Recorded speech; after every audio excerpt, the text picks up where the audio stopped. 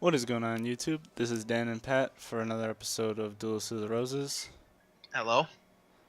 Today we're doing Labyrinth Ruler. All Last right. episode I didn't really talk too much. I was on the phone while Pat took over and I just kind of played. So, So we do apologize for that, and we're back, both of us. So let's get into this. It makes you know what the most giant L on his head. What is with people having letters on their foreheads in this game? For this guy, I usually just charge up one side with my deck leader, and I just so you know, crush card. It's anything with 1500 attack or more gets destroyed. In case you didn't know.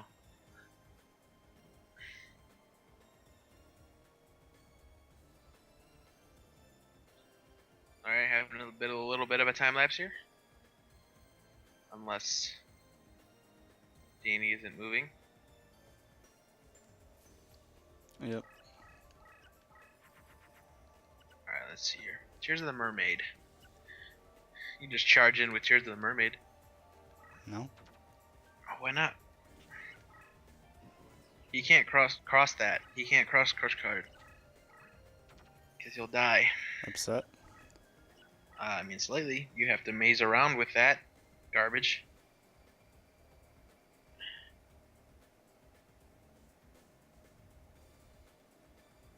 So otherwise, you could have just charged up one side with Tears of the Mermaid. No? Yeah. Frame drop too good? That raised body heat.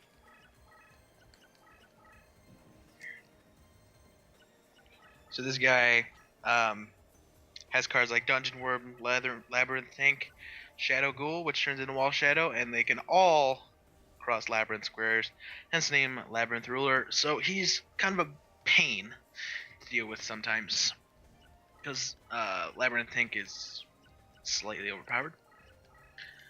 So we have to tolerate that shenanigans. Dumb shenanigans. I mean,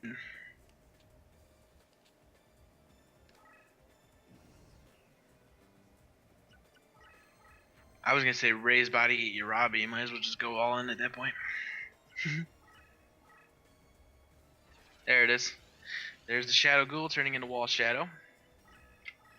So a lot of stuff in this game was, I mean, slightly predictable. So, which is fine. So hopefully that Shadow Ghoul is not going to be a problem.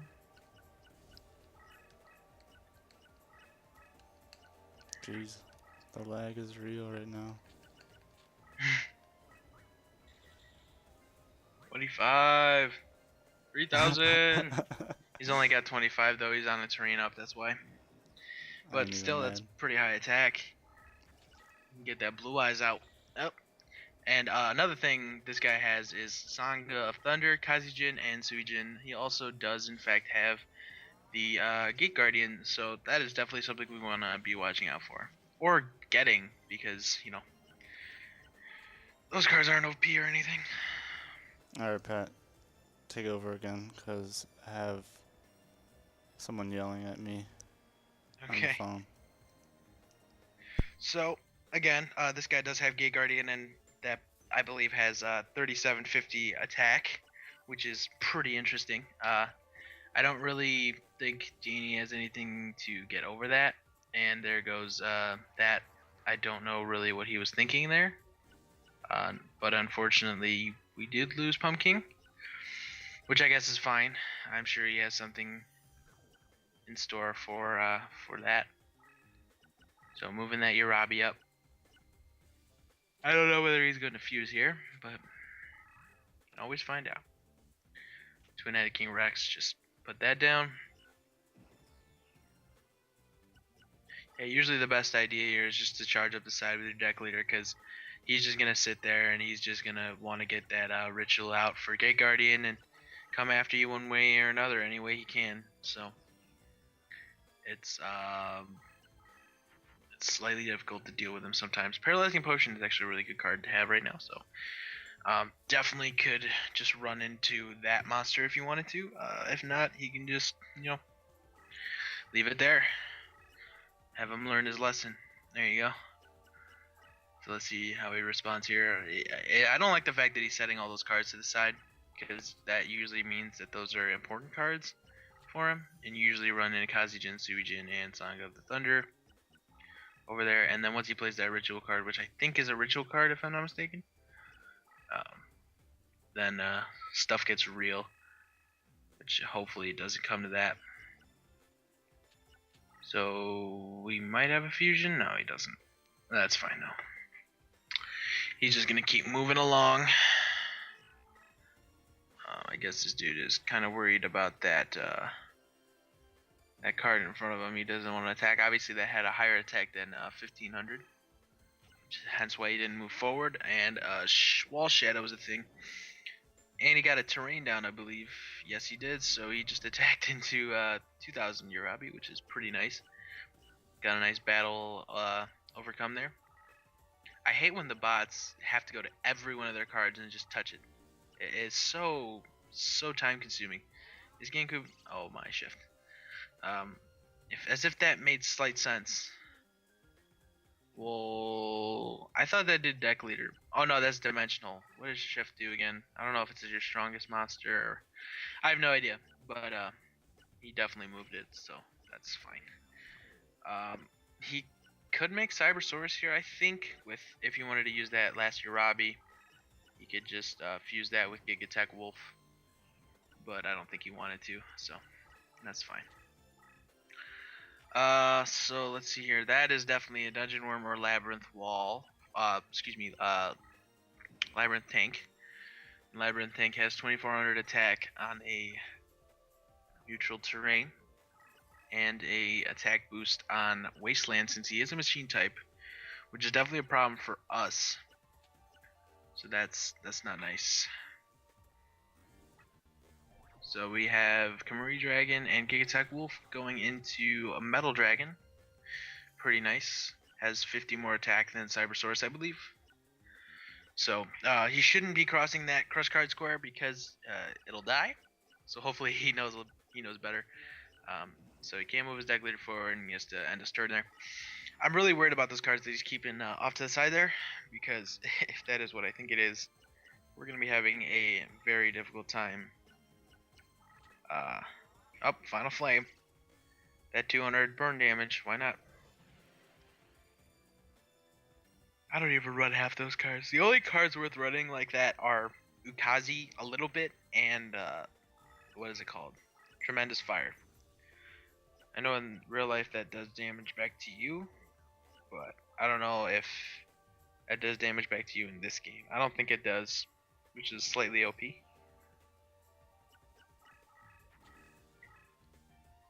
Okay.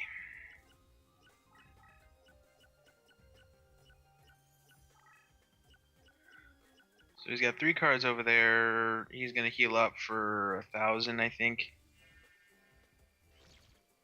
Yep. Goblin Secret Remedies, too good. There's another card that does that as well, I think, in this game. I don't even know if it's more, but so he's back at 4000. We're continuously pushing up to kind of cut him off there. Got 2 King of Yamabukai, excuse me for that noise. Oh, dang, I don't really know what to do here. I don't know how to help him out because the way things are going, it's going to be way too slow for him to kind of catch up to him there, especially if he's got all that wall support on the other side of him. It's going to be a little bit difficult unless he starts moving the other direction, walking over his cards, which wouldn't even be a bad thing. He's like running into his monsters with some really low attack guys. It's kind of hilarious, actually. Makes you wonder if the bots actually know what you have down or not, because of that spellbinding thing there, but who knows. I'm guessing not, because he's just like, yeah, I'm attacking into this, which would kind of be silly if they did know what you had down and they just straight up attack into you like that. Ooh, excuse me. So let's see here. I think that was the thing walking on Labyrinth, so that's definitely a problem for us. Definitely something that we got to get over.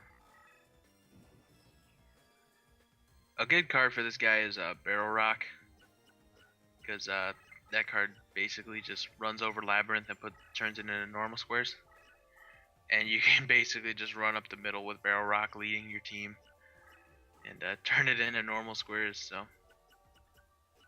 I don't know if there's another card that does that, but off the top of my head, I remember that Barrel Rock actually does do that. So let's continue here, see what we got going for us. He's just gonna run over Urabi, which I guess is fine. King of Yamimikai behind us. Oh, that 100 more attack than that Labyrinth tank. Nice. I don't know if that appears in the graveyard slots, but it'd be pretty cool if it did. Based on the fact that it is Labyrinth tank, and that's a pretty helpful card for us.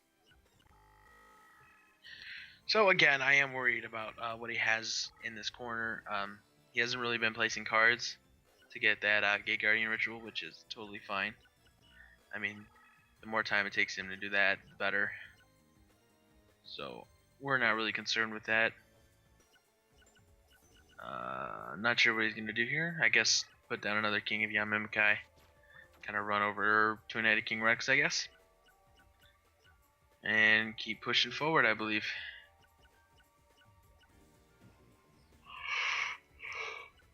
I think he might have forgotten to move his deck leader there, but that's okay.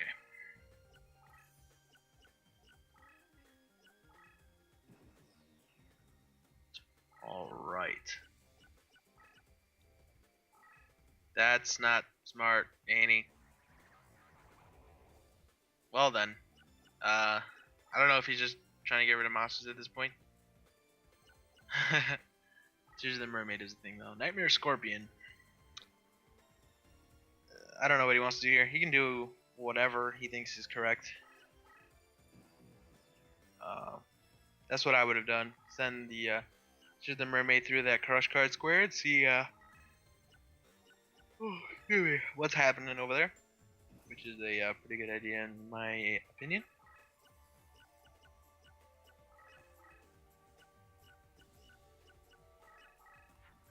Alright. What does that snake hair do? I don't even know. I think it spellbinds, if I'm not mistaken. But this duel is taking quite the amount of turns. Hopefully we can get through his little barrier back there. That is certainly a problem. Through that Crawling Dragon, I think it's called. Yeah, Crawling Dragon number 2.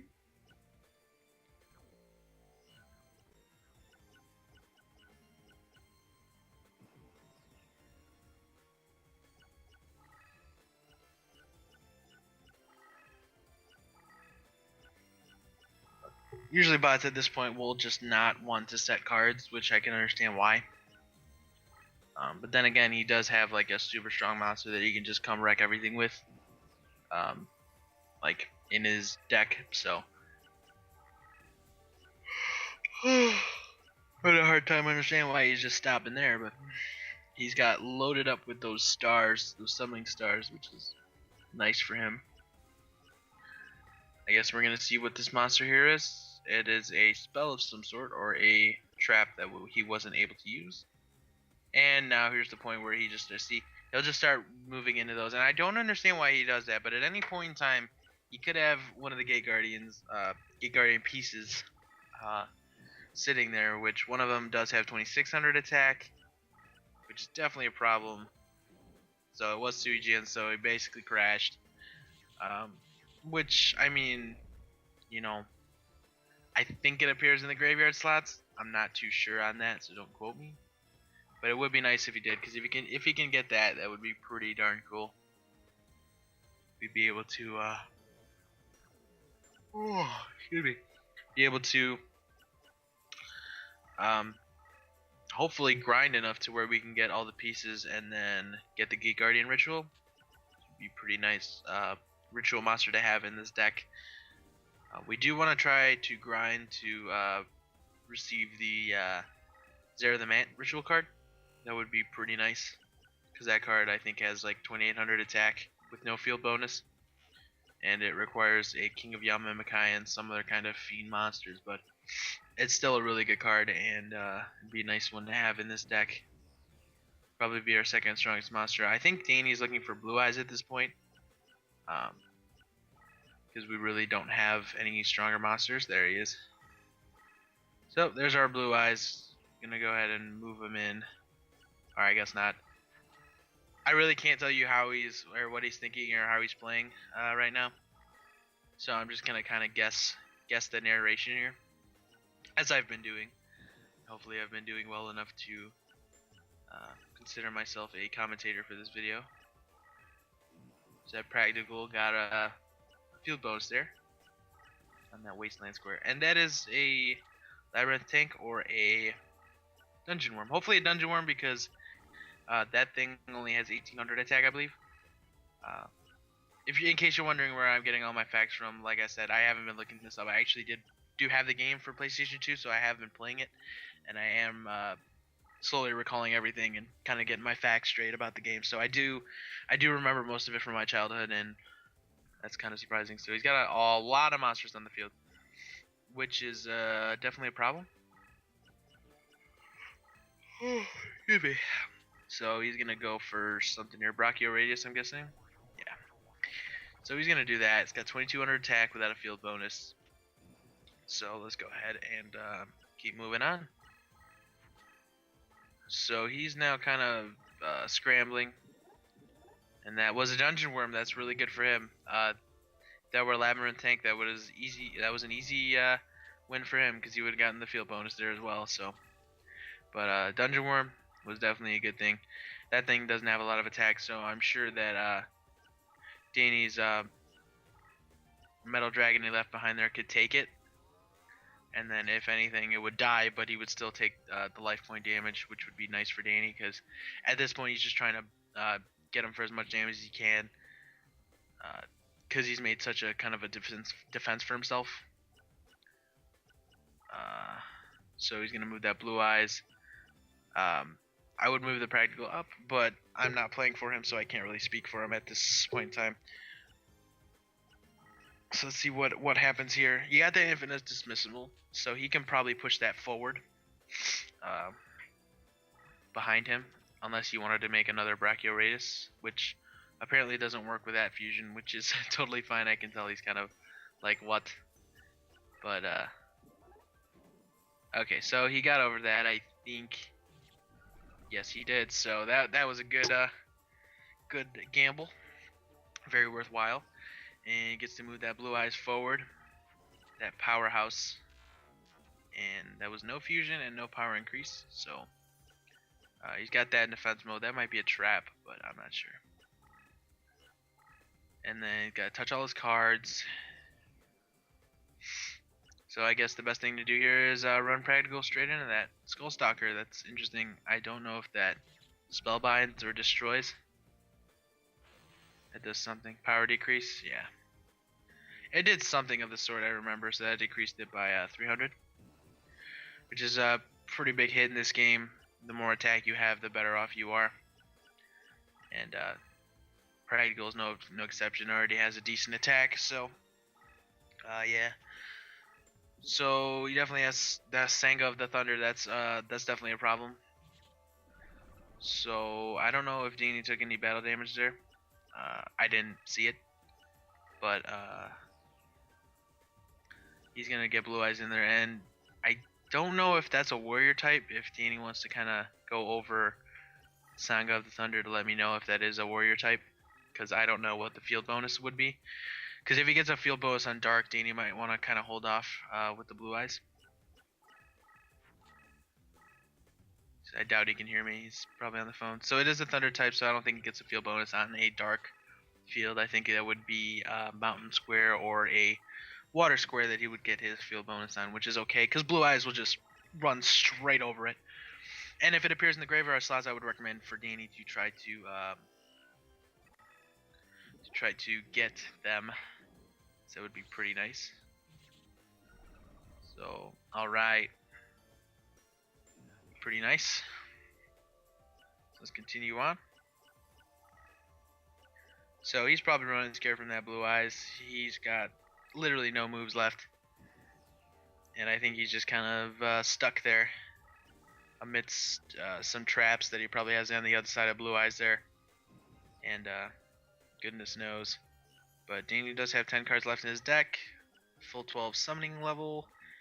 I think he has the maximum amount of monsters on the field. I am not 100% certain of that. Again, I'm not playing, I'm just watching. Thank goodness that the connection for the screen sharing thing that we're using is good. Because otherwise I would not be able to commentate or narrate this efficiently. But enough about that. Let's continue on with this commentary. He's moving that back. That is definitely a trap that he wants to try to run that into blue eyes. But I don't think he's going to catch it in time. At this point, he's just trying to make a wall between himself and blue eyes. Which is fine. Most things can't handle blue eyes anyway. So there's all three of them in the graveyard. Hopefully we can get that in the graveyard slots.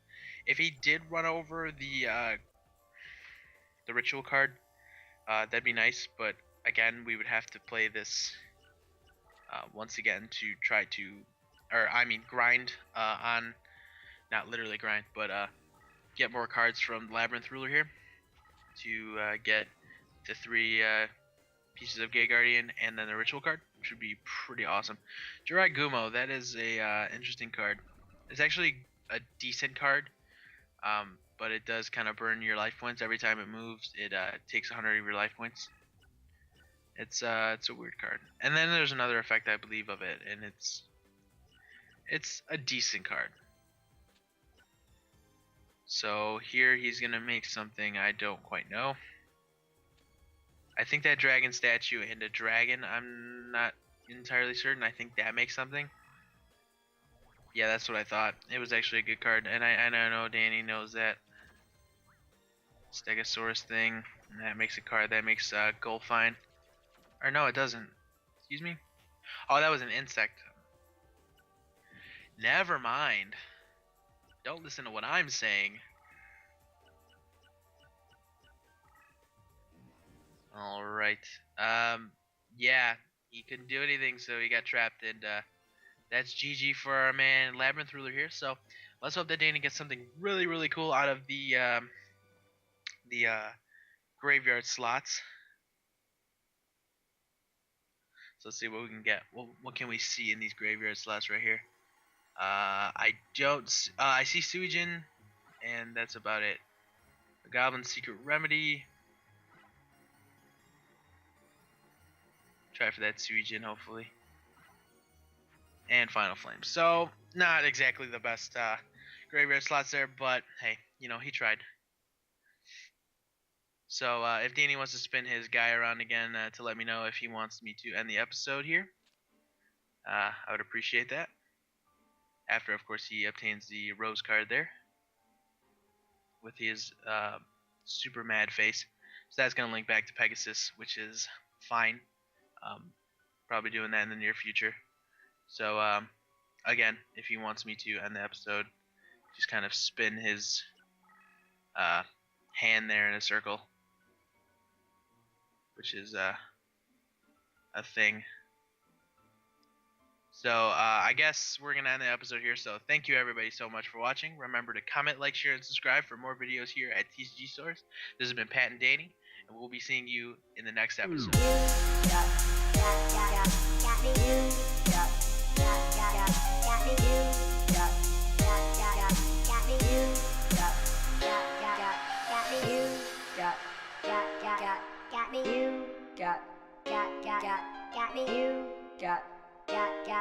Got me.